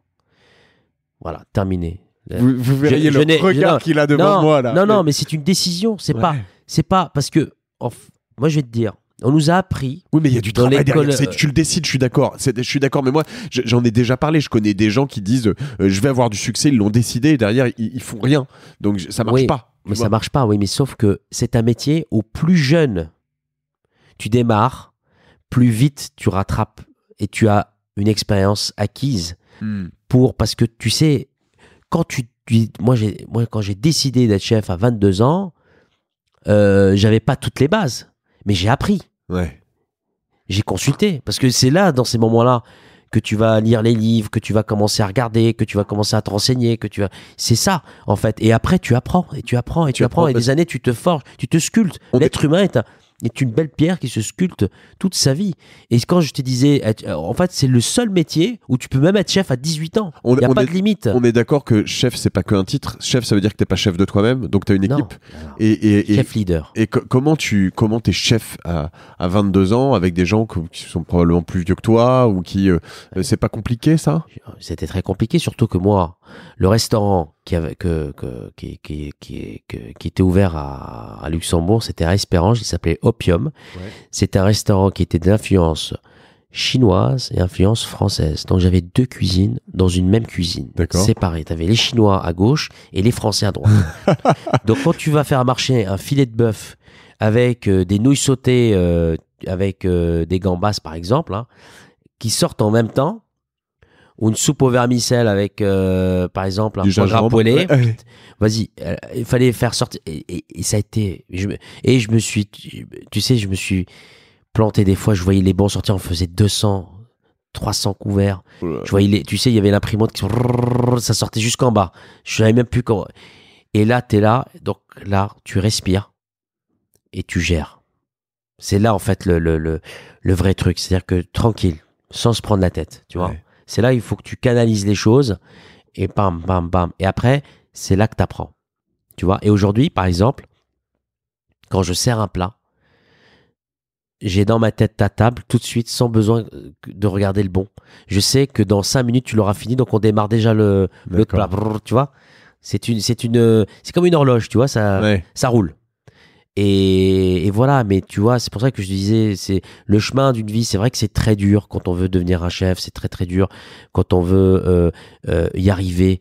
Mais en fait, moi, je crois que oui, être si on veut être chef, c'est une décision. Tu vois, il y a pas de, il faut assumer.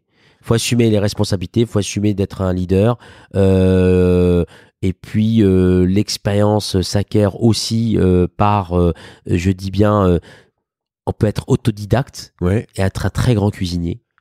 Ça, j'y crois aussi, tu vois, parce que moi, je connais un restaurant qui s'appelle Table, je sais pas si tu connais, qui s'appelle Bruno Verjus, un gars qui a eu une étoile, un mec super. Il a une plume incroyable. Il était blogueur à l'époque. Il a ouvert ce restaurant et franchement, purée, le gars, il envoie du lourd, tu vois. Ça s'appelle comment, tu m'as dit? Ça s'appelle Table. Table, ok. Et voilà, et c'est un autodidacte, mais je crois que c'est pour moi certainement la plus belle bibliothèque de produits, de savoir-faire, il a la connaissance des produits comme personne. Comme personne. C'est-à-dire que c'est une bibliothèque de produits. Il sait tout sur le poisson qui vient de là, la morue qui vient d'ici, l'échalote qui vient de là. Il a un panel justement de maraîchers, de gens comme ça. Et je trouve que c'est vraiment formidable. C'est pour ça que je dis un autodidacte peut être aussi cuisinier. Et t'as jamais vécu... T'as quand même un background que tu viens de nous expliquer alors pas d'autodidacte, t'as appris la cuisine hein, dans les règles de l'art, mais non scolarisé une partie de ta vie, rebeu, etc.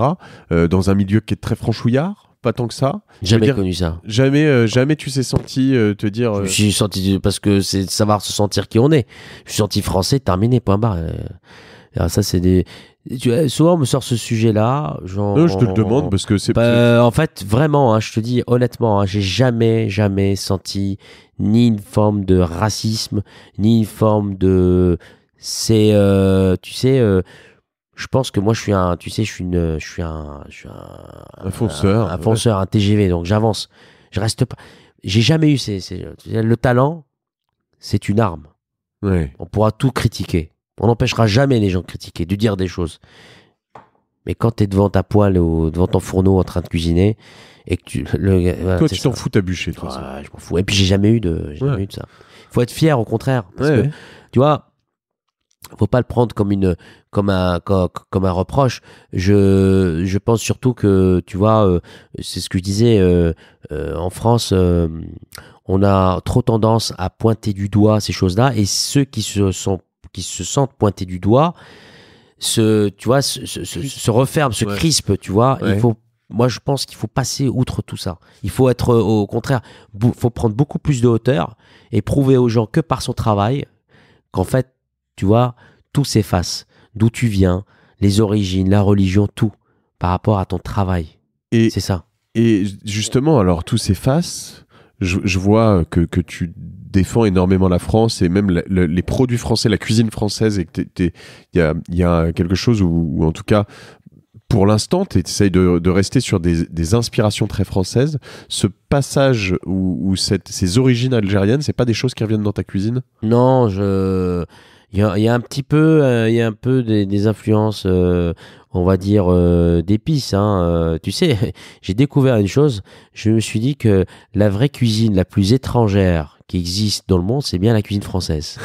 C'est très drôle, hein. Et c'est vrai parce que elle est remplie de détails. Quand tu lis les livres, si tu veux, mais vraiment, hein, c'est quand même incroyable. C'est-à-dire que il y a, tu vois, tout ce qui est ragoût, les mijotés, tu trouves ça un peu partout dans le monde entier, tu vois, les consommés, tout a un lien avec tout ce que j'ai pu goûter à travers le monde. Et pour ce qu'il en est de ces influences, et effectivement, on a des influences, mais j'appellerais plus ça de la route de la soie, qui est le restaurant Shirvan Place de l'Alma, qui lui fait une vraie bonne cuisine. Vraiment, c'est délicieux. Si un jour tu as le temps, vas-y, va voir. C'est vraiment chouette. Alors, ce restaurant, pourquoi? C'est un concept. Tu vois, encore une fois, je pense concept. Pourquoi? C'est un restaurant de partage. J'ai été le premier à le faire il y a maintenant bientôt 3 ans. Et par la suite, c'est très drôle, j'avais senti le vent venir. Je me suis dit, la cuisine ethnique, ça va être un peu l'avenir. Tu vois, la cuisine de légumes, de céréales cuits dans les fours tandoors, où tout se partage, où en fait on voyage, tu vois. On sort de ce contexte un peu, les restaurants qu'on a pu voir pendant pas mal d'années. Ça crée une diversité aussi pour ces restaurants où on mange des sushis, où on mange des sashimi. Donc c'est une alternative par rapport à ça. Et donc j'ai créé ce premier concept qui s'appelle Shirvan. D'accord. Et par la suite, donc il y en a eu plein d'autres qui ont ouvert. Il y a eu Balagan, il y a eu Braque, oui, bien sûr. qui ont un peu le même ADN. Mais nous, on a été le premier. D'accord. Voilà. Mais ce restaurant, c'est un vrai restaurant, c'est-à-dire que tu vois, la cuisine a été recherchée et c'est vraiment délicieux, tu vois. C'est addictif presque, tu vois. On cuit les pains dans le four tandoor, on fait des pains maison, on n'utilise que de la farine bio. Enfin, tu vois, on a fait un travail vraiment de style aussi sur la présentation. Je vais tester ça. Je suis pas aussi bon palais que toutes ces personnes que tu décrivais tout à l'heure, mais il n'y a pas de bon ou de mauvais palais. C'est bon ou c'est pas bon, hein. C'est vrai. Hein. Comment justement, alors sur ce travail d'inspiration et dans ta cuisine, tu as des vagues. Je veux dire, est-ce que j'imagine, mais comment elle évolue ta cuisine par quoi? Est-ce que dans 5 ans, elle sera complètement différente? Est-ce qu'il y a des moments où tu vas dire, tiens, là maintenant, je vais faire du mexicain parce que ça me fait triper? C'est quoi Non, là, je focus. J'ai donc le restaurant Akram, là où je suis tout le temps. J'ai créé ce concept Shirvan qu'on va développer. Ouais. J'ai les 2 ateliers Vivanda qu'on va fermer et on essaie de trouver un endroit beaucoup plus gros, beaucoup plus grand pour faire un seul gros Vivanda. D'accord. Et là, j'ai créé dans le même ADN que Atelier Vivanda, Vivanda Burger. Donc on est sur le burger. Donc je suis je suis content parce que je suis le premier chef à à m'attaquer au burger tout seul. C'est-à-dire que là voilà, on a créé un vrai beau concept. Ok. Tout simple ou double, terminé avec de la viande, pain brioché. Il y a tous les gestes du cuisinier en fait. D'accord. C'est-à-dire que ce que je voulais, c'était que ce burger, comme moi, je le cuisinerais pour mes enfants. Tu vois, pas compliqué, très simple. Mais que tu vois que au microplane, je sais pas si tu vois, c'est la râpe comme ça, on va râper le fromage comme ça. Tu vois, il y a tous ces gestes de cuisinier qui sont hyper importants pour moi. Tu fais tout toi-même, hein, le pain, j'imagine. Qu'on va aller voir. Alors le pain, on le fait pas sur place, mais on le fait ailleurs et puis il vient. Mais c'est un pain spécial. D'accord. On a travaillé. C'est pas un pain, c'est une brioche. Ouais. Donc t'as un burger qui est complètement beaucoup plus aérien, beaucoup moins, tu vois, lourd. C'est déjà et c'est délicieux. Et c'est délicieux. Franchement, c'est délicieux. Tu vois, moi j'adore. Tu vois, alors pourquoi je m'attaque au burger, tu vas me dire? Parce que je crois que le burger c'est enfin, tu peux pas l'enlever. Tout le monde adore ça. Quand t'es pressé, tu prends un petit burger. Et surtout que aujourd'hui les personnes, les clients, le consommateur regarde attentivement ce qu'il consomme. Ouais. Les problèmes tu sais, quand ils sont malades, toutes ces maladies, tout ça. Du coup, nous, qu'est-ce qu'on apporte? On apporte une qualité et je dirais un label parce que c'est moi qui choisis les produits, donc je fais attention à tout. Et voilà, c'est pour ça qu'on n'a pas voulu faire trop compliqué. On a fait juste un très bon pain, une très bonne viande, une très bonne salade et une très bonne sauce terminado. Et puis un goût, vous apportez évidemment. Et des frites maison. Ah, bon, alors voilà. on viendra goûter ça. Avec plaisir. il faut quand même que je revienne sur ce moment de ta vie où tu t'es pris une belle gamelle. Alors, tu disais tout à l'heure hein, que tu as appris, et tu citais Nelson Mandela, mais tu as planté une boîte, un resto? Non, j'ai lu ça quelque part. Oui, enfin, j'ai fait faillite à Tours. À quel âge? J'avais 26 ans, ouais, 26 ou 27, ouais, c'était ça, ouais. J'avais 27 ans, 27 un resto ans, que tu avais ouvert juste avant? J'avais ouvert sur place de la Résistance à Tours, et c'était un restaurant qui, en fait, bon, pourquoi on a fait faillite? Parce que tout simplement... Attends, pourquoi tu as fait faillite? Pourquoi tu l'as créé? Comment tu as créé un restaurant à 25 À ans? l'époque, avec quel fonds? Non, pas du tout. J'étais chef d'un restaurant à Courcelles de Touraine, à côté de Tours. Ouais. Et par la suite, avec ce même propriétaire de ce château, Ouais. je voulais en fait créer un restaurant dans la ville. D'accord. Voilà. Bon, il s'avère que je voulais m'associer avec lui, on s'est associés et on a ouvert ce restaurant qui à l'époque s'appelait le Trendy. D'accord. Donc c'était un restaurant festif. Donc j'avais déjà cette vision de vouloir faire un restaurant beaucoup plus casual. Et ça n'a pas tenu. Pourquoi? Parce que moi, bon, c'était lui qui s'en occupait de tout ce qui était finance et tout ça. Et on s'est planté parce que bon, aussi, il n'y avait pas la clientèle qu'il fallait à Tours. Il n'y avait pas assez de flux à Tours pour remplir un restaurant de ce type-là. Et puis voilà, puis tu sais, ça aussi, ça m'a beaucoup appris, tu vois. Et puis ça sera peut-être pas la seule aujourd'hui, si tu veux. Je pense que c'est pour ça, il y en avait un qui me disait, tu sais, il avait créé 10 boîtes. Ouais. Il en a planté 8, 2 ont réussi. C'est comme ça que tu réussis. Il y a pas, tu vois. C'est pas... La pugnacité, la persévérance. La ténacité ne rime pas forcément parce que...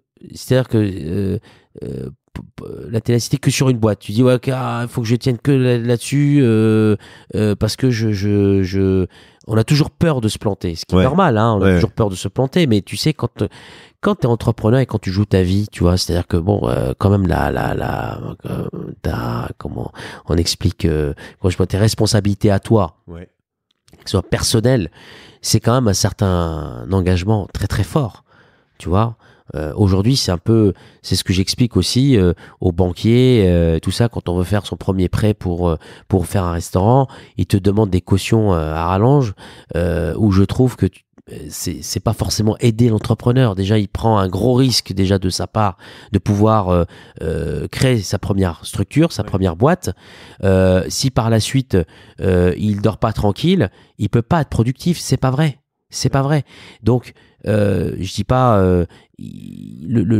l'engagement d'un entrepreneur aujourd'hui, c'est d'être serein. Et je pense qu'en 2018, vraiment, tu vois, 2019, pardon, être entrepreneur, c'est pas que c'est compliqué, c'est certainement plus compliqué qu'il y a 20 ans en arrière, tu vois ce que je veux dire? Il y a 30 ans en arrière. En tout cas, je sais qu'il y a un gros débat sur la sérénité, c'est-à-dire que c'est dur d'être serein et entrepreneur. Enfin, je veux dire, c'est quasi presque moi, j'ai l'impression que les nuits blanches, ça va avec le métier d'entrepreneur quand même, non? Non, pas moi. Je suis, là-dessus, je suis assez serein. Tu vois, quand je me lève le matin, j'ai 150 problèmes à gérer, tout ça, mais tout se gère.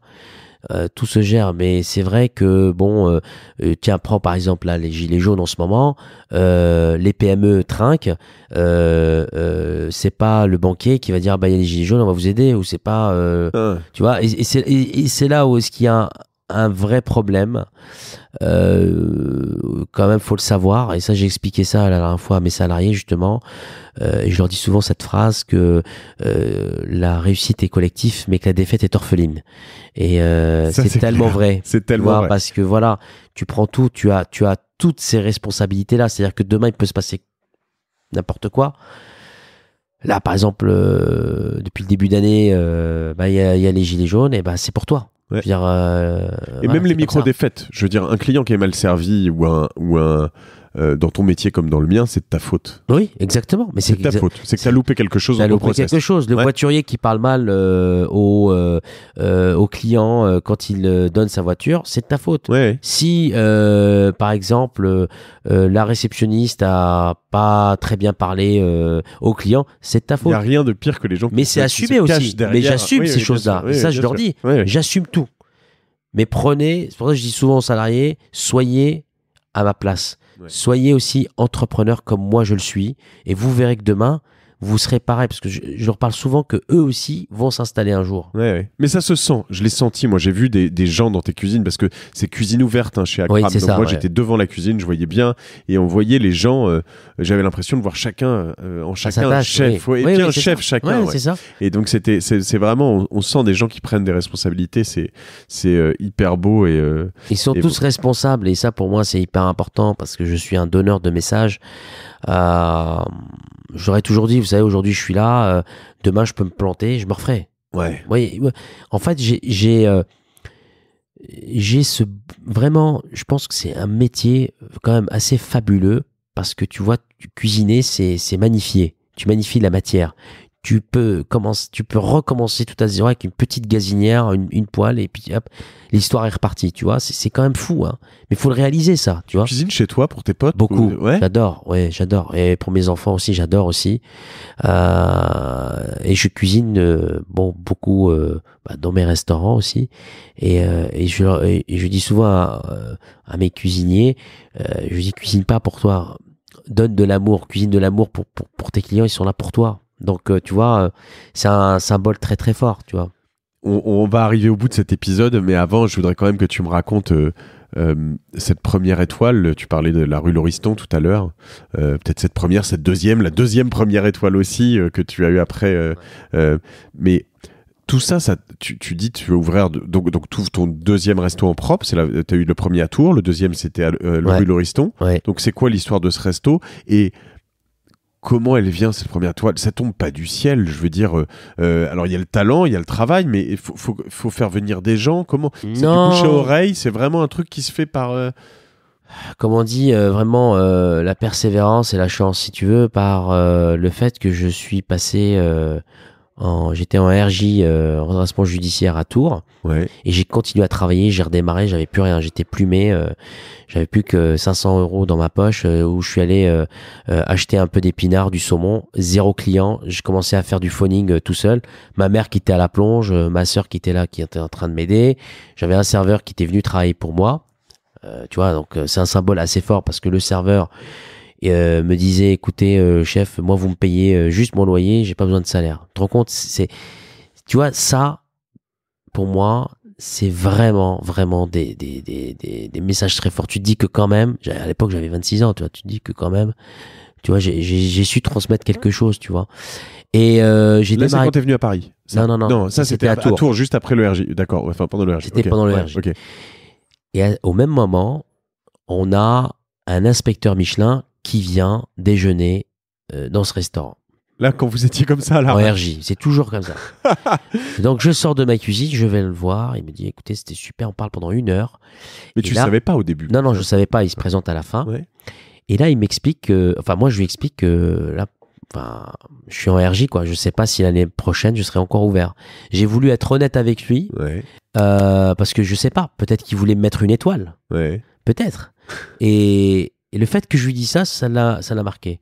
Quand j'ai ouvert à Paris, c'était le même inspecteur qui est venu me voir. Et la même année, j'ai eu une étoile. Tu vois comme quoi la vie, c'est pour ça que je dis toujours, c'est des successions de petites choses comme ça. Faut toujours y croire. Et c'est vrai que cette première étoile a été pour moi, j'étais extrêmement heureux parce que je connaissais personne à Paris. J'arrive. En plus, la presse commençait à vachement regarder ce que je faisais. Surtout que avant l'étoile, j'avais déjà pris le local en face de la rue Lauriston pour faire ce concept de viande avec les bio et tout. J'étais le premier aussi à le faire. Maintenant, tu vois, ça me fait rire parce que tout le monde fait des restaurants de viande. Ouais. J'étais le premier à le faire. C'est pour ça que là, je me dis, c'est génial parce que j'ai pu donner peut-être une vision de voir qu'est-ce que c'était le concept de demain. Et donc, j'avais déjà ce concept-là. Donc on m'appelle pour me dire que j'avais que j'avais gagné cette première étoile et j'étais ravi. Surtout que c'est une vraie belle reconnaissance. Tu en rêvais, c'était un objectif dans ta vie. Complètement, t'en rêves tout le temps. Oui, bien sûr, mais tu sais tout le Michelin, je vais te dire, il a beau être critiqué, souvent critiqué, très souvent d'ailleurs. D'accord, on est d'accord, on n'est pas d'accord, machin. Bon. mais ça reste quand même une référence, comment dire, c'est comme un Oscar, tu vois, c'est comme gagner une médaille olympique. Ouais. Voilà. Sauf que, tu vois, chaque année, tu la remets. C'est comme elle est, tu vois. Et puis c'est authentique. Tu remets ton titre. Tu vois, y a pas tu dis, paf, je remets mon titre chaque année. Tu sais pas si tu vas l'avoir l'année d'après. Tu sais pas. C'est le jeu. Donc si tu décides d'être dans la cour, il faut y aller. Mais surtout, il ne faut jamais oublier, ça c'est ce que je dis souvent, il y en a qui font vraiment des restaurants que pour ça. Ouais. Moi, je ne crois pas que c'est une théorie exacte. Je crois qu'il faut faire des restaurants pour ses clients. Il faut avoir un restaurant qui soit plein. Souvent, il y a des restaurants qui ont 2 étoiles, 3 étoiles, ils sont pas pleins. Ouais. Et je pense qu'il faut faire des restaurants pour ses clients. Et ton objectif quand même reste un sac suprême de 3 étoiles? Oui, bah, j'adorais, parce que pourquoi? J'adorais incarner un jour un 3 étoiles, parce que tu incarnes beaucoup de choses. Ouais. Je crois que les étoiles de demain, ça seront ceux qui vont avoir des vrais messages. Parce que pour les jeunes qui sont dans le métier, qui démarrent aujourd'hui, ils ont besoin de références. Ils ont besoin de se dire, un jour, je voudrais être comme ça. Et à l'époque, on admirait l'époque d'avant, les Ducasse admiraient les Chapelle. Ouais.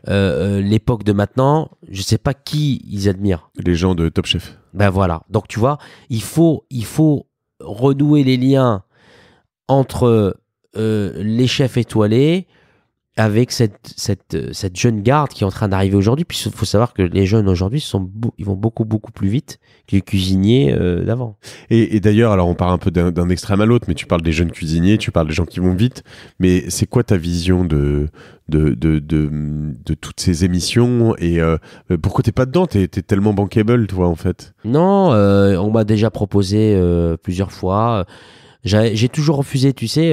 Tu m'as dit un truc très vrai tout à l'heure. J'ai toujours essayé d'être dans une communication entre les deux. Moi, je me vois pas arriver sur un plateau à juger quelqu'un, à lui dire ça c'est bien, ça c'est pas bien. Enfin, tu vois, bon. Je l'ai fait qu'une fois, c'est vrai. C'était à Beyrouth pour le Top Chef de Beyrouth.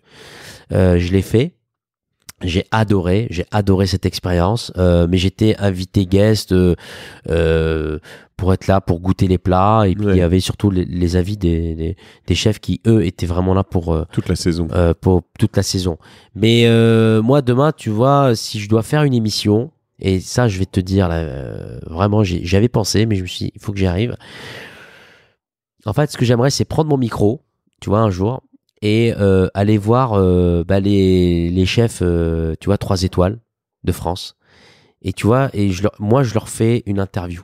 Tu vas faire un podcast? Un podcast de chef, tu vois, mais de chef à chef. Ouais, trop bien. C'est-à-dire que c'est toi qui poses la question, et le chef de 3 étoiles te dit, ben, moi, c'est lui qui te dit qui tu veux inviter la prochaine fois à ton podcast. Je rêve de faire ça, parce que pourquoi? Un chef qui parle à un autre chef, tu sais, moi je vais rentrer dans les trucs vraiment et c'est-à-dire que on va faire un podcast, mais c'est que je cuisine avec lui. Mais tu sais que je rêve de faire ça. C'est vraiment ce que moi j'aime bien, cette approche de pair à pair. Et là, je te prends comme chef. Alors, j'y connais rien évidemment là-dessus, mais je te prends aussi comme chef d'entreprise. Ah et oui, c'est ça sûr. qui m'intéresse. Ah oui. Et ce côté un peu commun, ces points communs qu'on peut avoir. Et je pense en effet que plus tu te rapproches dans un métier très identique, plus tu as une expertise et une vision précise. Il y a une émission comme ça qui a été faite, et c'est là où elle m'est venue cette idée. C'est Jeff Bezos qui se faisait interviewer par... Je pense que c'est le patron de LinkedIn, non? Non. Parce qu'il y a le patron de LinkedIn. Non, Reid Hoffman, en tout cas, lui, il a un podcast qui est très bien, qui s'appelle I would say Masters of Scale, qui est un très bon podcast, mais peut-être que c'est un autre encore. Mais... C'est patron d'un fonds d'investissement qui s'appelle... Peter Thiel, non? Un gros fonds d'investissement. Marc Andreessen Horowitz, non? Non, je vois pas. Bon, on trouvera, je mettrai les liens. Ouais, voilà. Et c'était très intéressant parce qu'il lui posait des questions, tu vois, il lui disait est-ce que ta carte bleue elle a une limite tu vois, des trucs comme ça. Mais c'est hyper intéressant. Bon, là, ils sont dans un contexte, parce que ils sont dans un contexte assis. Moi, c'est de faire un contexte où je suis face à face au chef, on cuisine ensemble, on discute, et tu vois, il te parle de son enfance, il te parle de trucs, voilà. Trop bien. Ouais, je sais pas, c'est une idée. Après, est-ce que je vais y arriver, je sais pas, mais c'est une idée. Et de la faire tu vois, sur Instagram en live, tu vois, ça peut être marrant. Ouais. Voilà. Trop bien. Écoute, je suis impatient que tu lances ça. Généralement, j'ai l'impression que tu fais ce que tu dis. Oui, parce que c'est bien. Des fois, tu sais, on se dit des choses.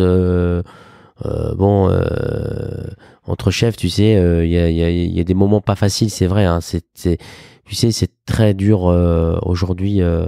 Enfin, par exemple, quand t'es chef salarié, quand t'es chef entrepreneur, c'est deux pas différents, vraiment. Ah, oui. Parce que quand tu fermes le resto tous les soirs, tu fermes pas de la même manière ton restaurant. Tu penses déjà à ta journée du lendemain.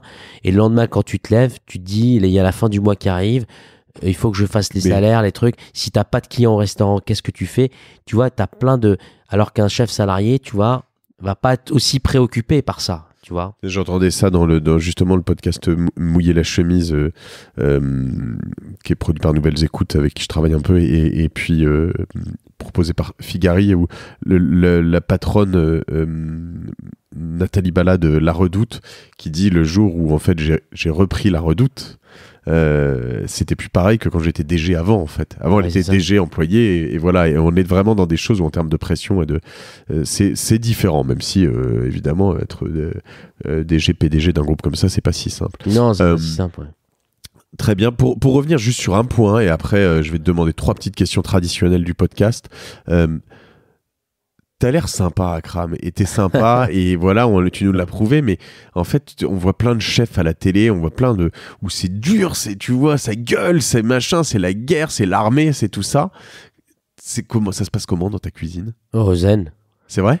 Ah non, moi, je traduirais mon management, je dirais, de leur déléguer les responsabilités. C'est-à-dire que chaque chose qu'ils font au restaurant, ils font des erreurs, mais on les arrange après, pas pendant le service, et on en discute.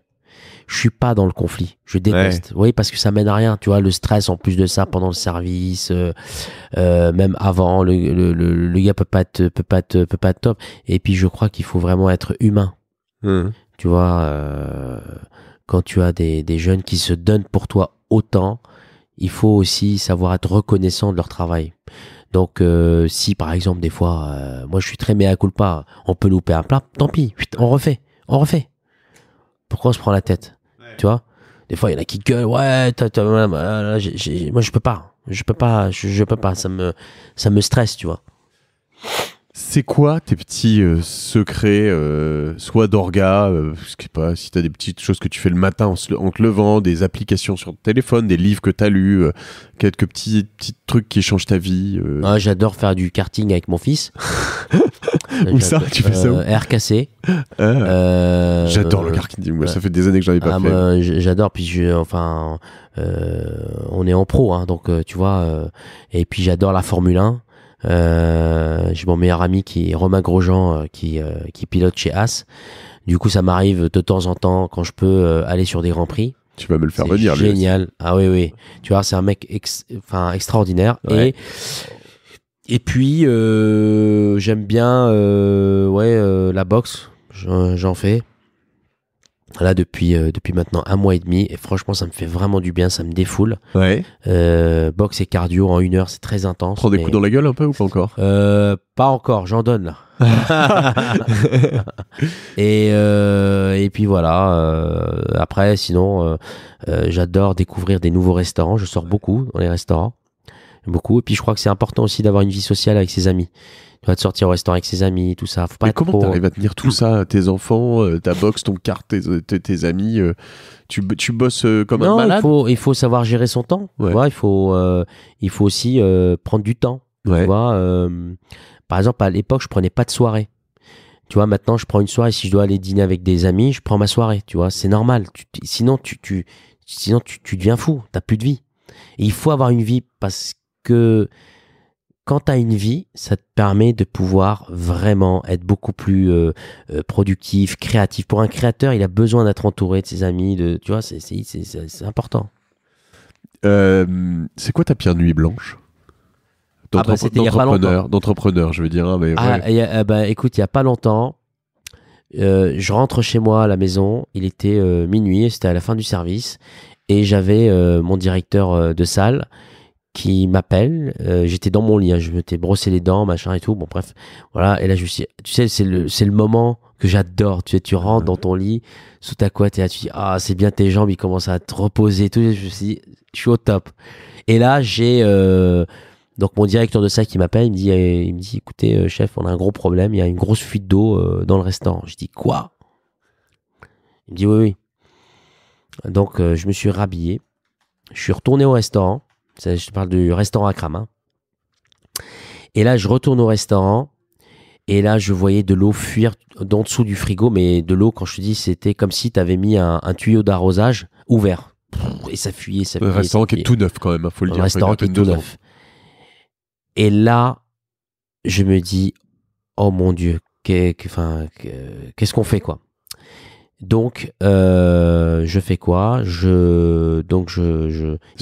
était 1h du matin. J'ai pris la raclette, j'ai commencé à racler. Donc, le directeur, il avec un chef de rang, il me voyait racler. Il me disait, non, mais non, laissez. J'ai dit, non, je vais le faire. Ils sont restés avec moi jusqu'à 3h30 du matin. Ils voulaient pas partir. J'ai dû appeler les plombiers, tout ça, les plombiers de nuit. En plus, c'est tous des escrocs. Parce que les mecs, ils croient que tu sais. Je te confirme, ouais, c'est compliqué. Voilà. Donc j'ai raclé. Après je les ai fait partir. Je leur ai dit, écoutez, laissez tomber, c'est ma responsabilité. Allez-y, c'est moi. Surtout que le matin, j'avais une télé. Je devais faire une télé avec M6 pour le reportage sur Printemps. Et je devais être là-bas à 11h. Je suis resté de 1h du matin jusqu'à 10h du matin sur place. J'ai pas dormi. Je suis rentré chez moi le temps que le plombier il arrive et tout. On a trouvé la fuite et je suis rentré chez moi.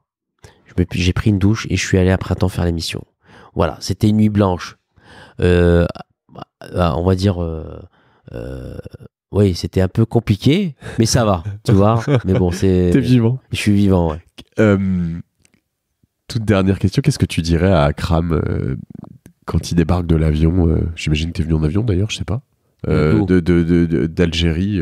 Oui, non, je suis venu en bateau. Alors quand il arrive jusqu'à Alicante. Quand tu débarques en France, là que t'arrives à Tours en 94, qu'est-ce que tu lui dirais si tu pouvais lui glisser un petit mot derrière l'oreille là? Ah, très bonne question.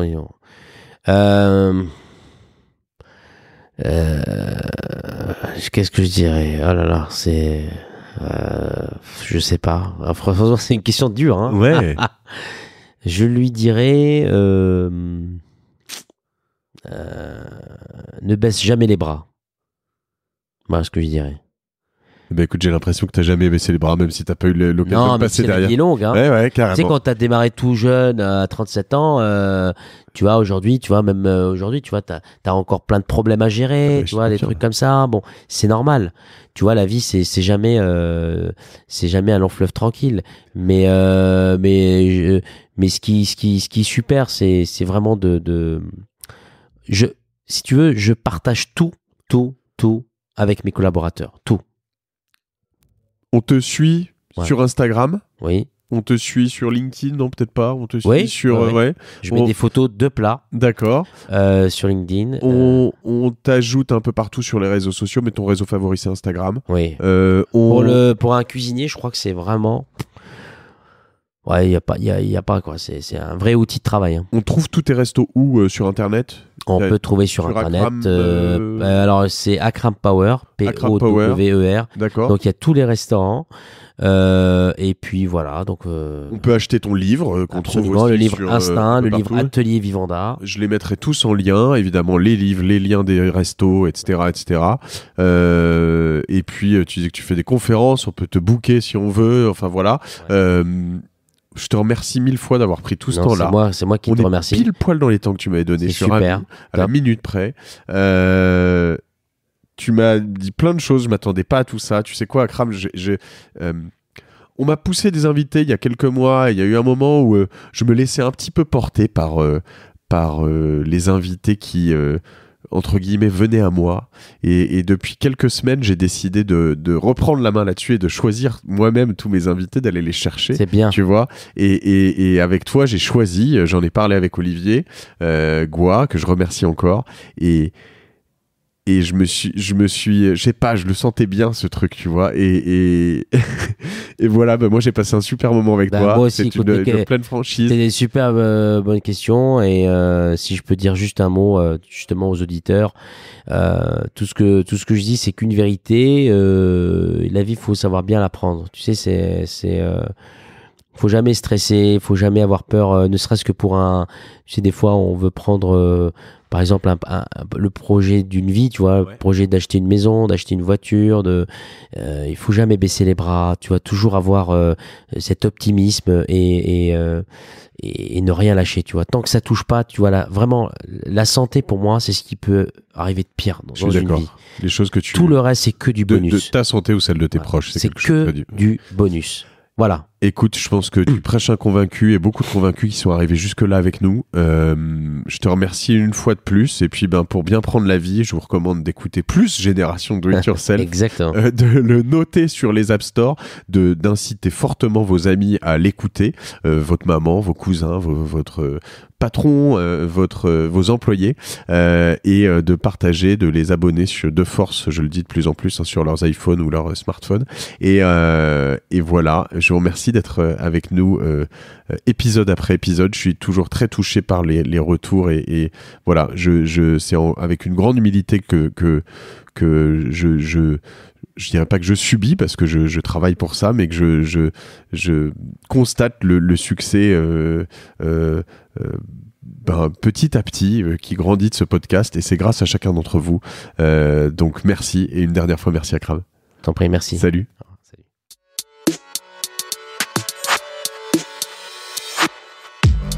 Bravo, vous avez écouté cet épisode de Génération Do It Yourself jusqu'au bout. Merci de le partager à 2 personnes autour de vous, d'inscrire de force vos amis au podcast sur leur smartphone et de mettre une note 5 étoiles avec un gentil commentaire. Ça m'aide énormément pour ressortir dans les classements. Aussi, si vous me laissez votre email sur gdiy.fr, je vous enverrai l'épisode de la semaine ainsi que 2-3 bons plans. Pour finir, n'oubliez pas que si vous avez des besoins en accompagnement digital, toute l'équipe de Cosa Vostra va vous bichonner comme il se doit si vous nous écrivez sur contact@cosavostra.com. Je suis Mathieu Stéphanie et je vous embrasse.